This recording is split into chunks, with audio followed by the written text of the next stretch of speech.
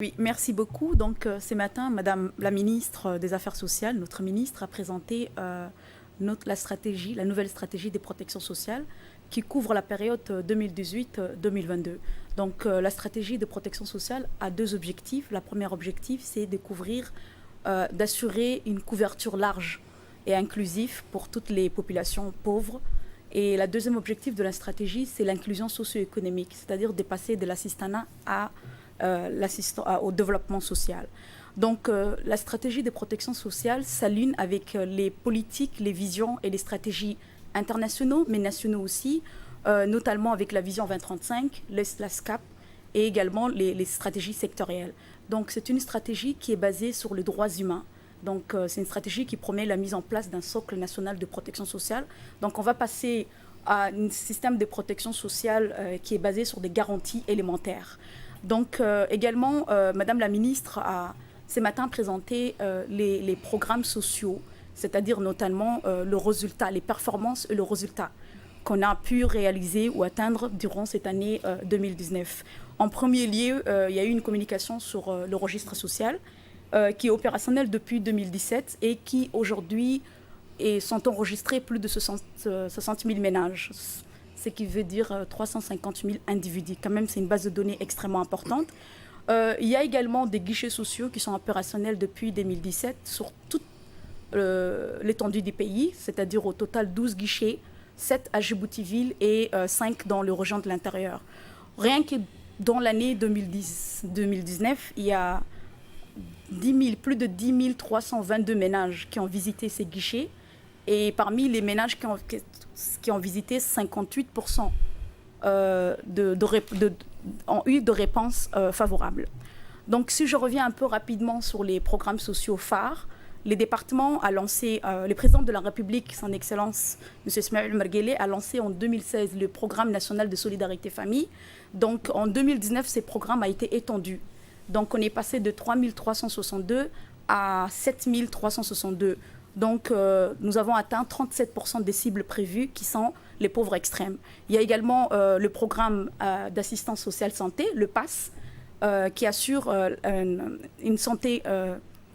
soin de qualité.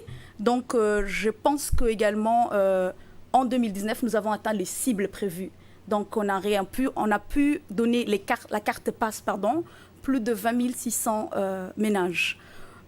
Également, il y a l'appui, tout ce qui concerne l'éducation, l'assistance sociale pour les étudiants qui viennent de régions de l'intérieur.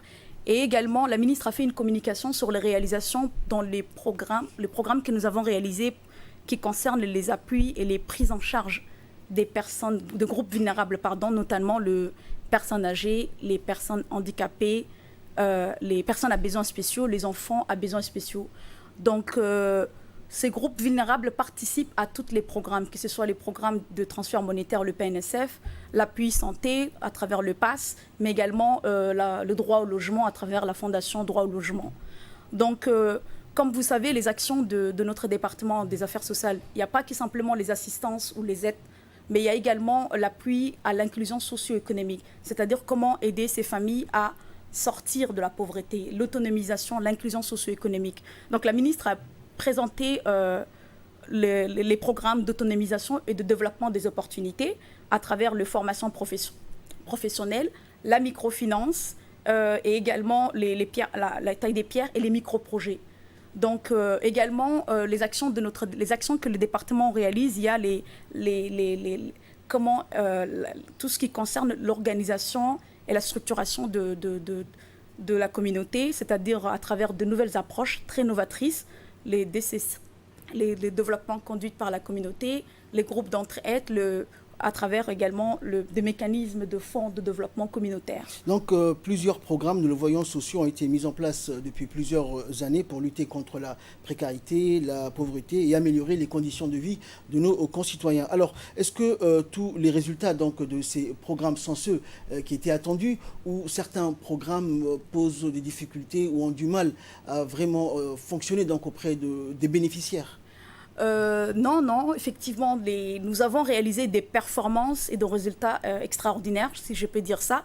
Si nous prenons l'exemple du programme d'assistance sociale santé, nous avons atteint 100% des bénéficiaires, 100% des cibles, nous avons donné la carte passe à plus de 20 682 ménages. Le PNSF a enregistré 37%, c'est-à-dire plus de 7 000 ménages reçoivent des transferts monétaires de 30 000 francs par trimestre. Donc effectivement, le programme a enregistré des résultats positifs.